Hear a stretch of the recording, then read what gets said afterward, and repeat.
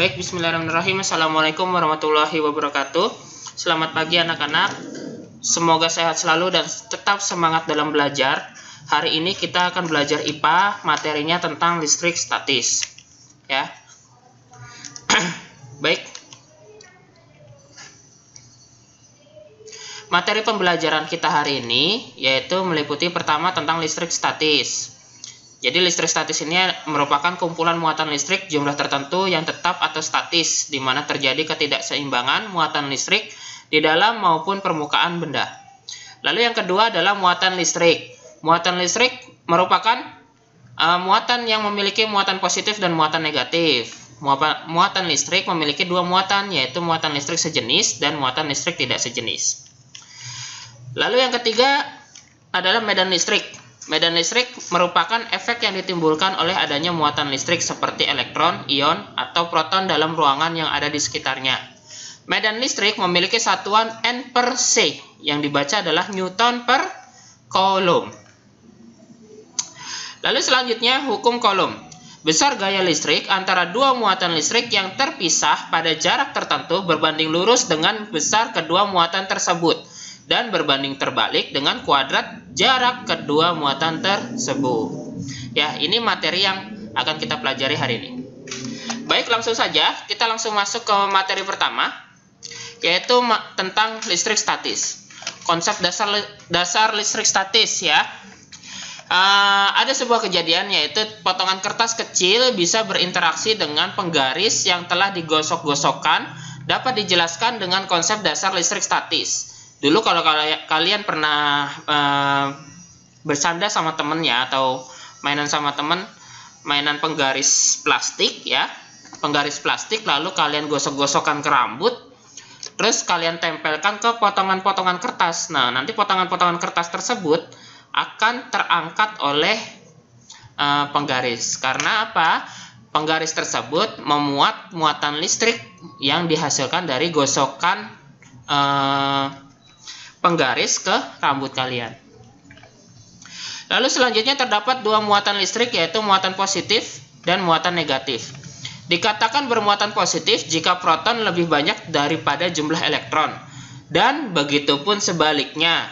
Sedangkan benda yang tidak memiliki muatan disebut dengan muatan netral.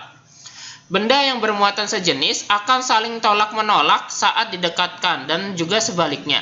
Jika berbeda muatan, akan saling tarik-menarik. Interaksi antar muatan listrik akan dijelaskan pada hukum Coulomb nanti ya.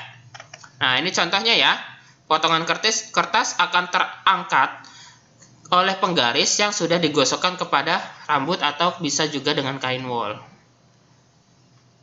Lalu selanjutnya muatan listrik. Nah, muatan listrik ini terbagi menjadi tiga, yaitu proton, elektron, dan muatan netral. Muatan positif sendiri ini adalah bisa dikatakan apabila muatan proton lebih besar daripada muatan elektron. Ya, intinya di sini nih. Jadi proton berada di inti atom yang bersama dengan neutron. Jika didekatkan dengan sisir yang sudah digosokkan dengan kain wol, akan terjadi tarik-menarik. Sedangkan didekatkan dengan kaca yang sudah digosokkan dengan kain sutra, maka akan terjadi tolak-menolak. Lalu selanjutnya, yaitu tentang muatan listrik negatif atau yang disebut dengan elektron. Muatan listrik negatif merupakan muatan yang memiliki sifat negatif, yaitu muatan listrik negatif dapat dikatakan apabila muatan elektron lebih banyak daripada muatan proton. Elektron bergerak mengelilingi inti atom.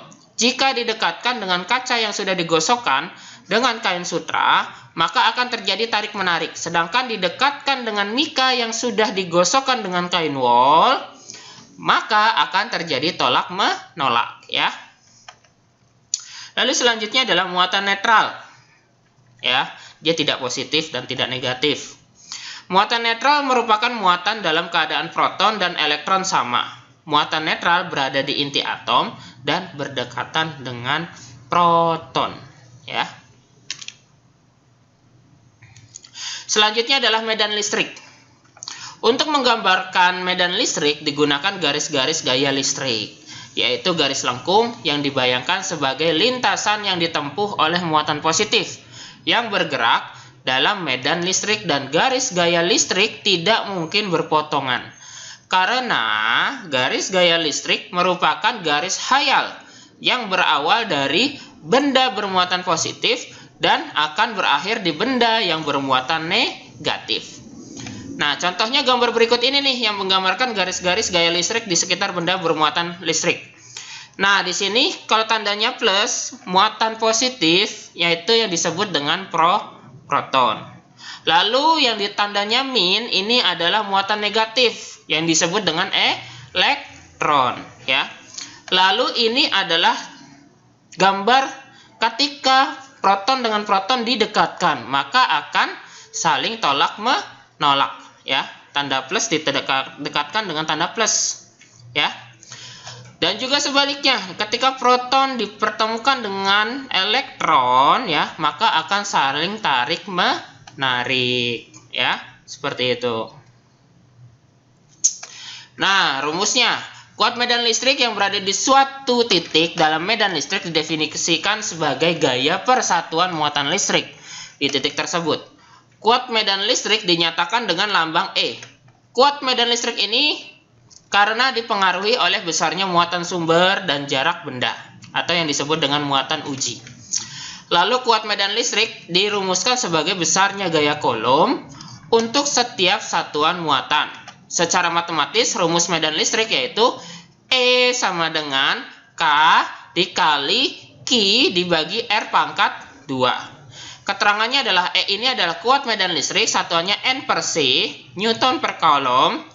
Lalu R ini adalah jarak, satuannya meter. Q ini adalah muatan uji, satuannya Coulomb. K ini adalah konstanta Coulomb, yang nilainya 9 kali 10 pangkat 9, ya. Baik, contoh soal. Contoh soal yang pertama, ya. Berapakah kuat medan listrik pada sebuah titik yang memiliki jarak sebesar 3 cm dari muatan yang bernilai 8 kali 10 pangkat min 9 Coulomb? Ya, ingat ya, yang ditanyakan adalah kuat medan listrik. Maka cara menjawabnya adalah pertama, yang diketahui R ini adalah jaraknya. Jaraknya berapa? 3 cm. Dirubah ke meter. Jadi 0,03 atau dapat ditulis 3 kali 10 pangkat min 2, ya. Lalu yang kedua adalah Q-nya. Muatannya itu bernilai adalah 8 kali 10 pangkat min 9 Coulomb. Lalu yang ditanyakan adalah kuat medan listrik. Rumusnya E sama dengan K dikali Q dibagi R pangkat 2. Masukkan angkanya. K-nya berapa nilainya? 9 kali 10 pangkat 9.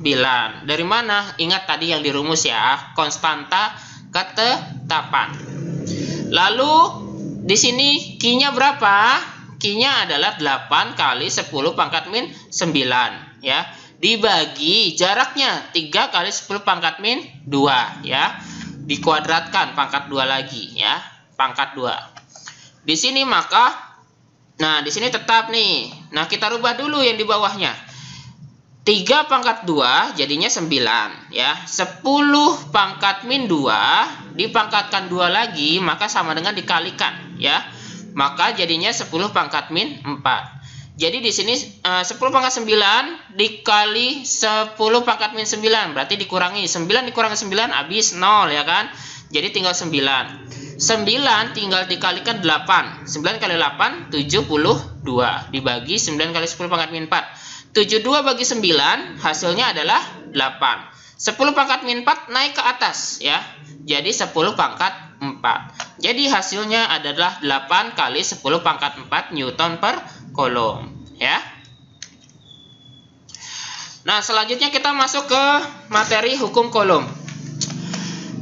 Bunyi hukum Coulomb yaitu gaya yang bekerja di antara dua muatan sebanding dengan hasil kali dua muatan tersebut dan berbanding terbalik dengan kuadrat jarak antar muatan-muatan tersebut.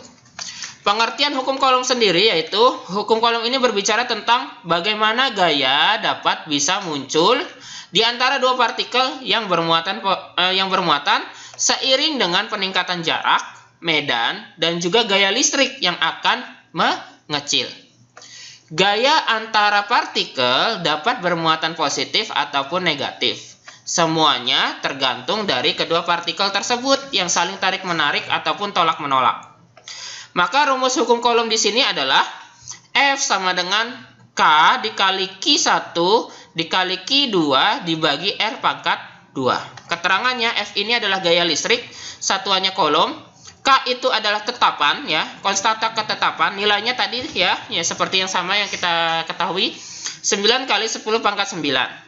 R ini adalah jarak antara kedua muatan, satuannya meter. Q1 adalah muatan 1, Q2 adalah muatan 2 ya. Baik, selanjutnya kita akan bahas contoh soal. Contoh soal yang pertama adalah berapakah besar gaya tolak-menolak antara dua buah muatan listrik yang masing-masing bermuatan 0,5 mu Coulomb dan 0,6 mu Coulomb dan berjarak 0,3 cm. Kita tulis yang diketahui Q1-nya berapa? 0,5. 5 kali 10 pangkat min 6. Q2-nya berapa? 0,6. Maka 6 kali 10 pangkat min 6. Ini bukan 5 ya, 6 ya. Ini salah ketik nih. Lalu jaraknya. Jaraknya ini adalah berapa? 0,3 cm. Kalau dirubah ke meter jadi 3 kali 10 pangkat min 3 meter. Ingat, 1 mu Coulomb ini sama dengan 0,0000 sampai 6 kali 1 ya.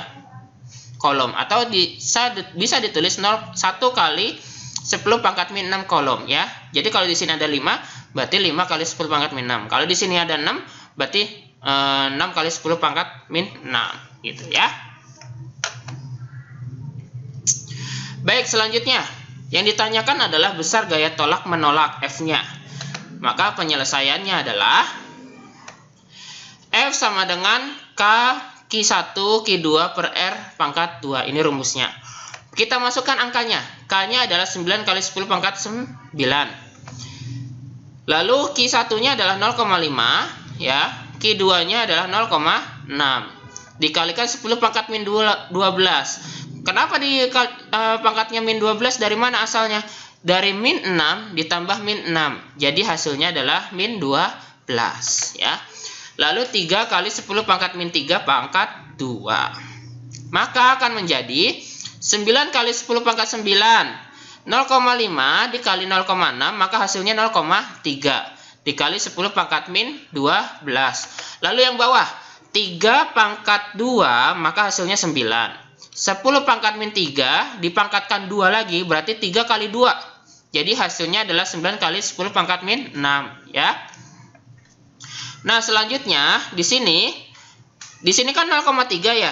Berarti tinggal dirubah menjadi 3. Berarti nambah 1 minnya. Jadi 9 kali 10 pangkat 9, 3 kali 10 pangkat min 13 ya. Apa? Karena 0 yang di belakang ini naik pangkatnya jadi 1, nambah 1 ya. Dibagi 9 kali 10 pangkat min 6. Lalu selanjutnya, nah, di sini kenapa 10 pangkat min pangkat 9? Di sini bisa dicoret 9 dibagi 9 ya. Maka habis tinggal 10 pangkat 9. 3 kali 10 pangkat min 13 dibagi 10 pangkat min 6. Maka hasilnya 3 kali 10 pangkat min 4 dibagi 10 pangkat min 6. Kok bisa min 4? Karena punya 9 untuk 9 dikurangi 13 ya. Jadi hasilnya adalah min 4 ya. Lalu selanjutnya 3 kali 10 pangkat min 4 dibagi 10 pangkat min 6. Min 4 dikurangi min 6 maka hasilnya min 2. Jadi 3 kali 10 pangkat min 2 Coulomb ya. Jadi seperti itu. Nah, selanjutnya sedikit materi tambahan yaitu tentang sel listrik ya. Di sini sel listrik itu terbagi menjadi 2, yaitu sel primer dan sel sekunder. Yang pertama adalah sel primer ya. Sel primer ini terdiri dari sel sederhana, terdiri atas 2 buah elektroda, yaitu elektroda positif yang disebut dengan anoda dan elektroda negatif atau yang disebut dengan katoda, dan elektrolit atau zat yang dapat menghantarkan arus listrik. Lalu yang kedua, sel kering. yaitu terdiri dari atas batang karbon yang dikelilingi oleh campuran mangan dioksida sebagai anoda, seng sebagai katoda, dan pasta amonium sebagai elektrolit.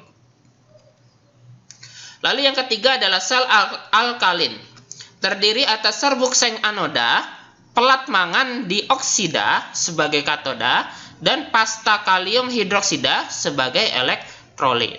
Ya, itu jadi sel primer ini ada 3 ya, sederhana, kering, alkalin. Lalu selanjutnya ada sel sekunder. Sel sekunder ini pengertiannya yaitu merupakan sel-sel yang dapat diisi ulang ketika muatannya habis karena reaksi kimia dalam sel dapat dibalikan. Ya, contohnya akumulator, ini bahasanya aki ya. Aki ada yang kering, ada yang basah. Terdiri dari 2 pelat timbal sebagai elektroda dan larutan asam sulfat sebagai elektrolit. Alat untuk memeriksa muatan aki disebut dengan hidrometer ya. Nah, ini materi tentang sel listrik. Ya. Lalu yang terakhir adalah sel nicat. Merupakan sel yang terdiri atas nikel hidroksida sebagai katoda, kadmium sebagai anoda, dan pasta kalium hidroksida sebagai elektrolit ya. Nah, selanjutnya terakhir garis materi kita adalah tentang latihan soal. Latihan soal yang pertama. Soal nomor 1, sebuah muatan listrik 18 kolom mengalami gaya listrik sebesar 90 Newton. Berapakah besar medan listrik pada muatan tersebut? Ya. Lalu soal yang kedua. Berapakah besar gaya tarik-menarik antara 2 buah muatan listrik yang masing-masing bermuatan 2 μ kolom dan 4 μ kolom dan berjarak 0,5 cm. Soal ketiga, jelaskan masing-masing pengertian dari listrik statis, muatan listrik, medan listrik, dan hukum Coulomb.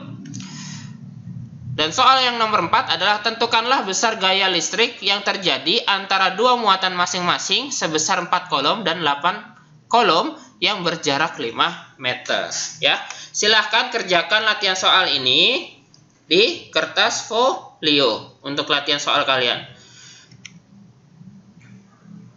Baik, demikian pembelajaran kita hari ini, belajar tentang listrik statis. Ya, setelah pembelajaran ini kita materi selanjutnya adalah tentang listrik dinamis. Demikian pembelajaran kita hari ini. Mohon maaf apabila ada salah kata dan salah dalam penyampaian. Tetap semangat, jaga kesehatan, dan juga semangat belajar ya. Wassalamualaikum warahmatullahi wabarakatuh.